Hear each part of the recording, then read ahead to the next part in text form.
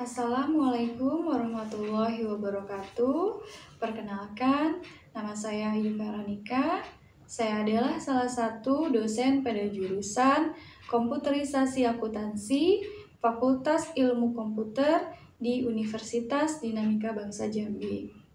Video ini merupakan video pernyataan diri dosen dalam unjuk kerja Tridharma Perguruan Tinggi atau PDD UKT-PT dalam bidang pengajaran, di mana metode pembelajaran yang saya terapkan yaitu DIA atau Delivery, Interaction, and Assessment, di mana metode pembelajaran delivery yaitu terdiri dari tentang deskripsi mata kuliah, kemudian capaian pembelajaran, sistem pembelajaran, dan materi pembelajaran. Untuk metode pembelajaran interaction, yaitu metode yang menekankan hubungan interaksi antara peserta didik dan pendidik. Kemudian metode pembelajaran asesmen, yaitu sistem penilaian yang saya lakukan pada mata kuliah yang saya ampu pada semester tersebut. Pada kesempatan kali ini, saya akan menjelaskan salah satu mata kuliah yang saya ampu, yaitu mata kuliah pengantar akuntansi, di mana mata kuliah pengantar akuntansi ini terdapat pada semester ganjil dengan jumlah 3 SKS. Pengantar akuntansi merupakan mata kuliah yang mempelajari tentang pengertian umum dari laporan keuangan dan analisis keuangan yang dapat digunakan oleh mahasiswa dalam kehidupan sehari-hari, serta memberikan dasar yang kuat bagi mahasiswa yang akan menempuh mata kuliah lain pada bidang bisnis dan keuangan. Mata kuliah ini juga memberikan pengetahuan tentang proses penyusunan laporan keuangan, baik pada perusahaan jasa, dagang, maupun manufaktur.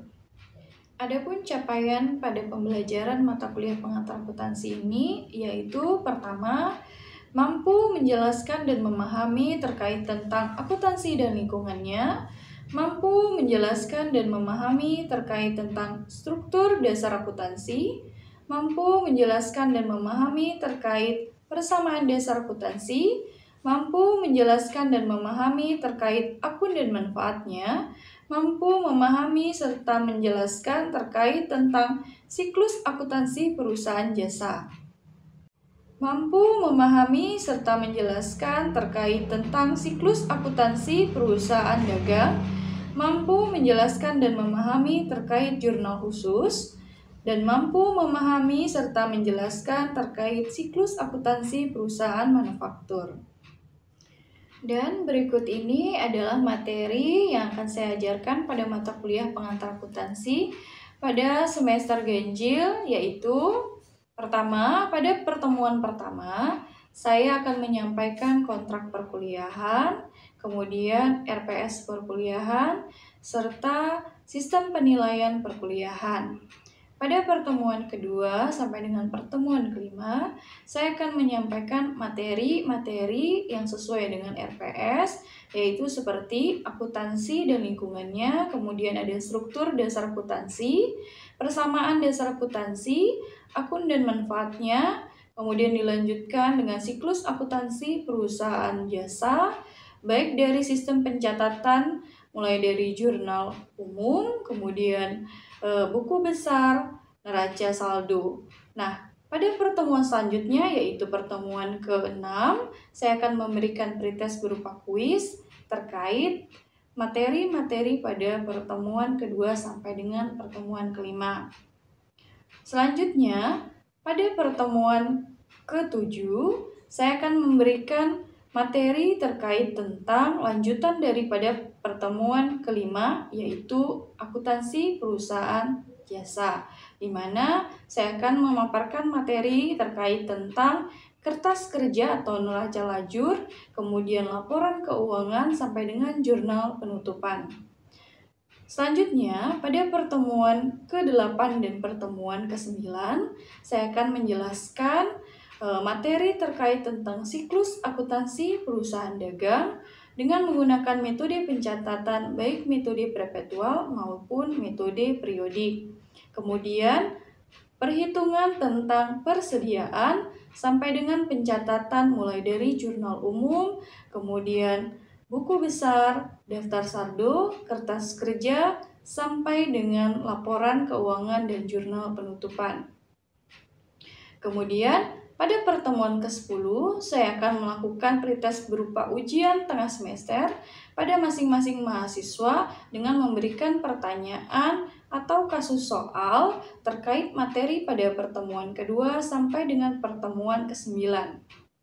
Dilanjutkan pada pertemuan ke-11 sampai dengan pertemuan akhir, saya akan membentuk mahasiswa dalam bentuk kelompok diskusi. Kemudian saya akan memberikan topik isu terkait materi tentang siklus akuntansi perusahaan manufaktur, di mana di dalamnya terdapat pembahasan tentang perusahaan manufaktur, mulai dari metode pencatatannya, kemudian perhitungan harga pokok produksi, dan terkait tentang pencatatan dari laporan serta transaksi-transaksi pada perusahaan manufaktur.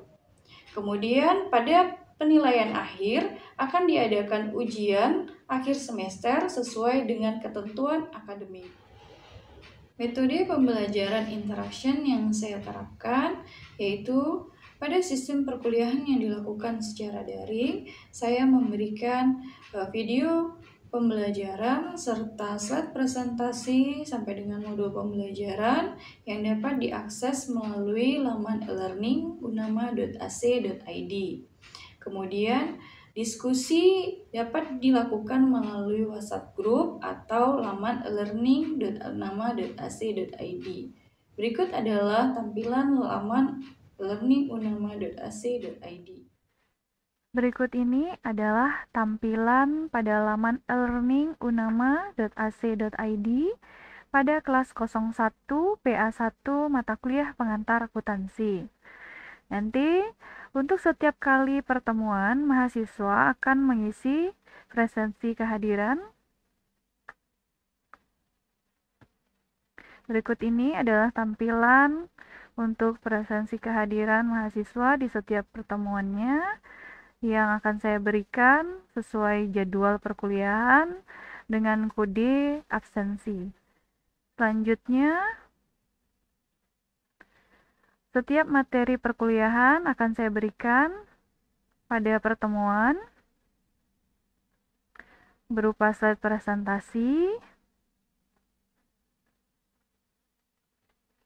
kemudian contoh-contoh penyelesaian kasus, dan modul untuk mata kuliah pengantar akuntansi ini. Ini adalah salah satu contoh video pembelajaran untuk penyelesaian kasus pada materi persamaan dasar akuntansi.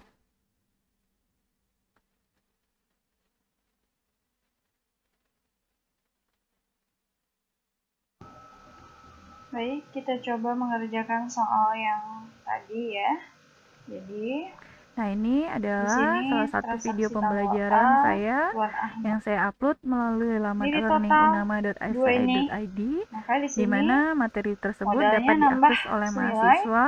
450 Kemudian selanjutnya ya. dapat Nah, didiskusikan untuk yang C, baik kita lihat melalui langsung di transaksinya, dia laman ngapain lagi? e-learning.unama.ac.id Oh, dia membeli atau secara melalui apa? WhatsApp Secara group. kredit. Berarti dia belum bayar.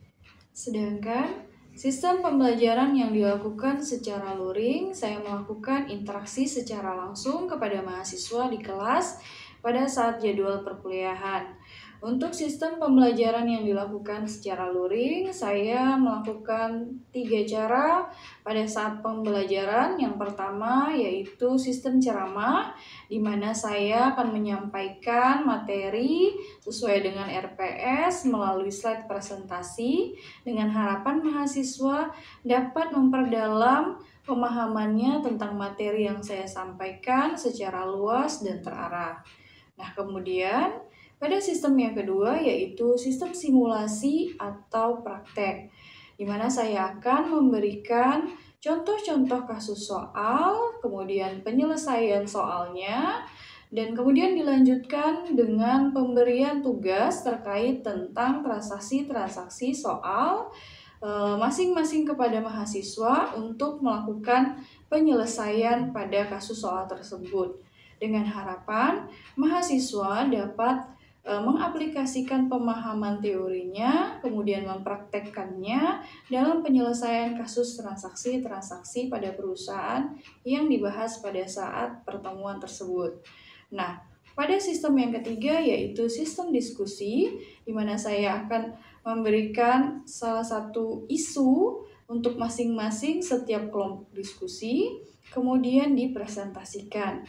Dengan harapan mahasiswa dapat menyampaikan setiap argumennya atau pendapatnya dengan tujuan mahasiswa tersebut dapat terarah, kemudian dapat membentuk pola pikir yang kreatif, kritis, dan aktif. Dengan strategi dan inovasi yang saya terapkan pada proses pembelajaran ini, tentu saya berharap agar dapat terjadinya peningkatan hasil pembelajaran pada mahasiswa dan lulusan memiliki kompetensi yang diharapkan. Saya selalu mempersiapkan bahan ajar, baik itu berupa slide presentasi, kemudian video pembelajaran mengenai penyelesaian kasus-kasus transaksi pada perusahaan jasa, dagang, ataupun manufaktur. Metode pembelajaran asesmen, di mana sistem penilaian, penyampaian RPS, dan aturan perkuliahan telah saya jelaskan pada pertemuan pertama atau awal perkuliahan. Adapun sistem komponen penilaian yang saya lakukan pada mata kuliah pengantar akuntansi ini yaitu terdiri dari 10% berdasarkan nilai keaktifan mahasiswa, yaitu pada proses pembelajaran ataupun proses diskusi kelompok. Kemudian yang kedua, 30% dari nilai tugas, di mana terdiri dari tugas kelompok dan tugas individu. Selanjutnya yang ketiga, yaitu 20% berdasarkan hasil nilai pretest kuis yang diperoleh mahasiswa pada pertemuan ke-6. Selanjutnya yaitu 20% berdasarkan nilai hasil ujian tengah semester atau UTS yang diperoleh mahasiswa pada pertemuan ke-10. Yang terakhir, 20% dari nilai ujian akhir semester yang akan diadakan sesuai dengan kalender akademik atau ketentuan akademik. Di mana nanti hasil dari nilai tersebut akan diberikan kepada mahasiswa melalui WhatsApp group, kemudian laman learningunama.ac.id, dan laman Siakat dengan masa tenggang perbaikan sesuai ketentuan dari akademik. Berikut ini adalah cuplikan proses pembelajaran yang saya lakukan di kelas. Assalamualaikum warahmatullahi wabarakatuh.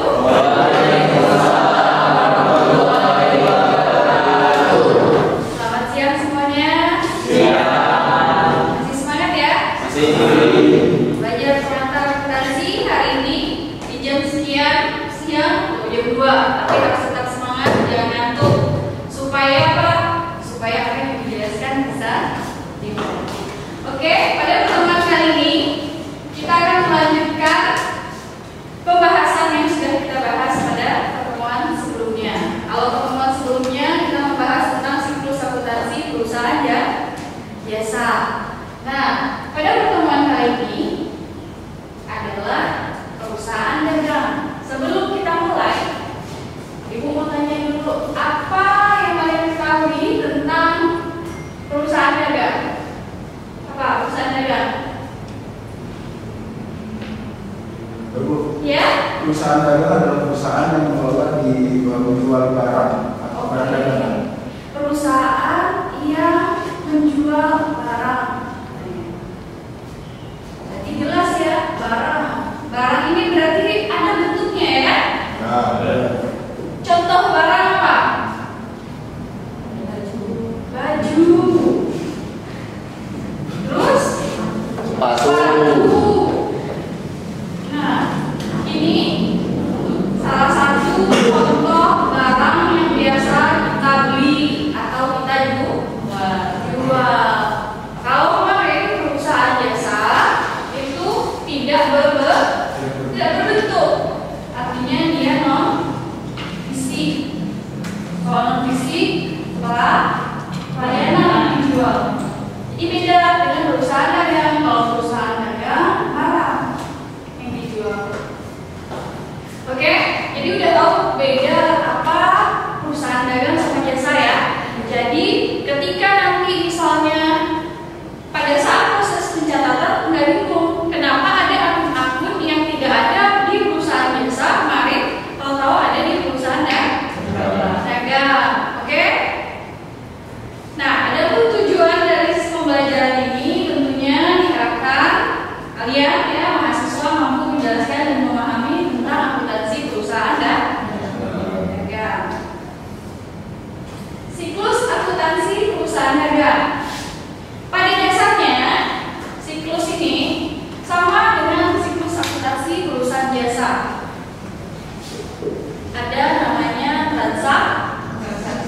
transaksi. Transaksi kemudian dicatat di dalam jurnal. Kemudian dikelompokkan ke dalam buku besar. Kemudian baru dari buku besar nanti kita catat lagi ke kertas kerja ya. Terakhir ada namanya laporan keuangan. Masih ingat kemarin laporan keuangan ada apa saja? Laporan keuangan pertama ada laporan laba rugi. Nah, nanti silakan diulangi lagi ya. Kemudian yang kedua ada laporan perubahan modal. Kemudian yang ketiga ada laporan neraca atau posisi keuangan. Keempat, untuk mengatur kas masuk kas keluar namanya laporan arus kas. Terakhir CA LK. Nah, kelima komponen laporan ini pula yang akan kita bahas di dalam perusahaan dan dagang.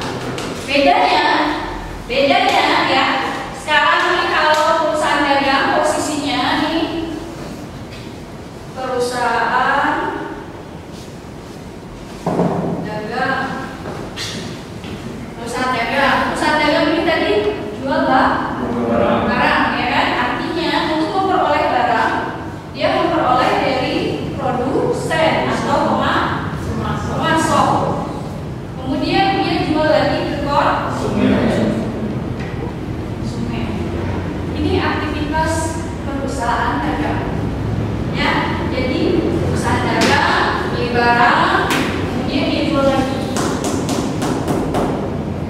Berbeda dengan manufaktur. Kalau manufaktur dia dari bahan baku dia olah menjadi barang jadi. Ya, nah kalau perusahaan jasa dia nggak jual barang, dia jual jasa. Persediaan yang masuk sama yang keluar. Jadi di perusahaan dagang ada 3 metode untuk mencatat atau memperhitungkan persediaan, yaitu terdiri dari metode first in first out atau biasa disingkat dengan metode FIFO. Kemudian metode yang kedua yaitu metode FIFO atau dikenal dengan istilah last in first out. Yang terakhir ada metode French atau jadi dari ketiga metode ini biasanya yang paling sering digunakan atau yang paling banyak digunakan adalah metode FIFO. Oke, sampai transaksi tanggal 30 ada yang mau ditanyakan? Ya silakan. Izin Bu, saya ingin bertanya, tolong jelaskan tentang kasus di tanggal 16 dan 20 perbedaannya.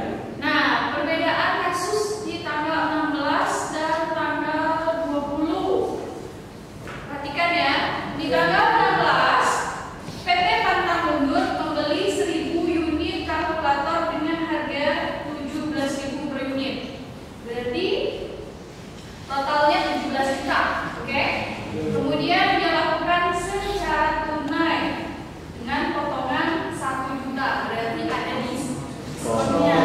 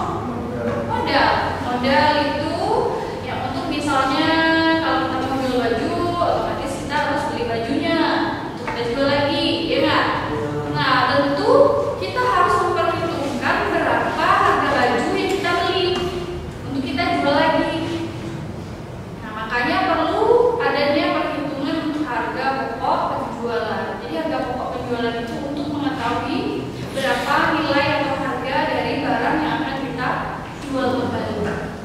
Beda dengan perusahaan jasa. Kalau perusahaan jasa kan kita menjual jasa.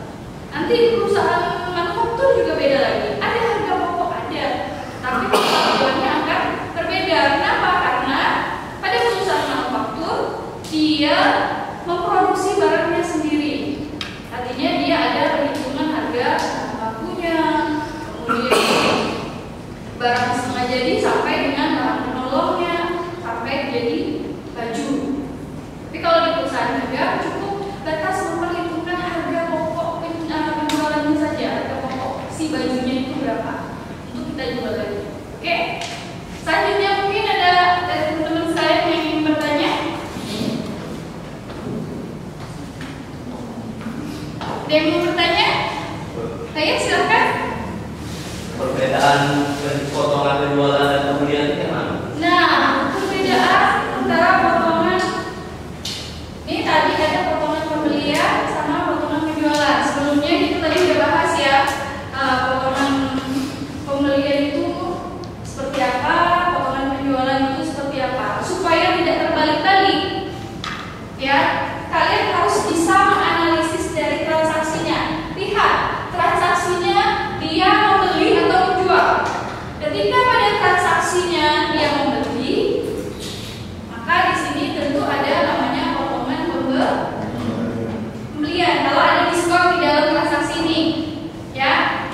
Kalau soalnya membeli, kemudian tiba-tiba di belakangnya ada memberikan potongan naik, maka namanya potongan pembelian. Sedangkan kalau dia menjual, kemudian di belakang soalnya dia ada memberikan potongan, berarti namanya potongan penjualan.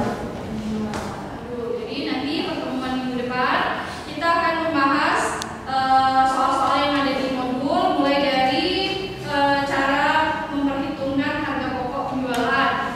Kemudian yang kedua kita nanti akan membahas soal terkait tentang diskon, perlakuan diskon, potongan, return, kemudian transaksi untuk perusahaan dagang, mulai dari jurnal, buku besar sampai dengan raja saldo dulu. Oke? Sampai di sini ada yang mau ditanya dulu terkait untuk ini materi pengantar untuk siklus akuntansi perusahaan dagang. Gak ada ya? Nah, jadi terima kasih untuk pertemuan kali ini. Mudah-mudahan apa yang Ibu sampaikan bisa bermanfaat buat kalian semua, bisa dipahami dengan baik. Jadi nanti Ibu mohon silahkan dibuka dulu modul-modul bahasan soalnya. Boleh sambil dikerjain dikit-dikit ya soalnya. Nanti kalau misalnya pada saat minggu depan pertemuan kita bahas, kalian sudah paham ya. Jadi misalnya ada yang nggak paham, nanti kita bahas sama-sama. Oke, demikian perkuliahan hari kita hari ini kita tutup. Sekian, lebih kurangnya Ibu mohon maaf. Wabillahi taufiq wal hidayah. Wassalamualaikum warahmatullahi wabarakatuh.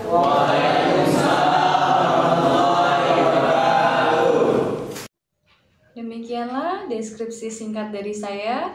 Semoga dapat menggambarkan kegiatan proses pembelajaran yang saya lakukan pada program studi komputerisasi akuntansi, khususnya pada mata kuliah pengantar akuntansi.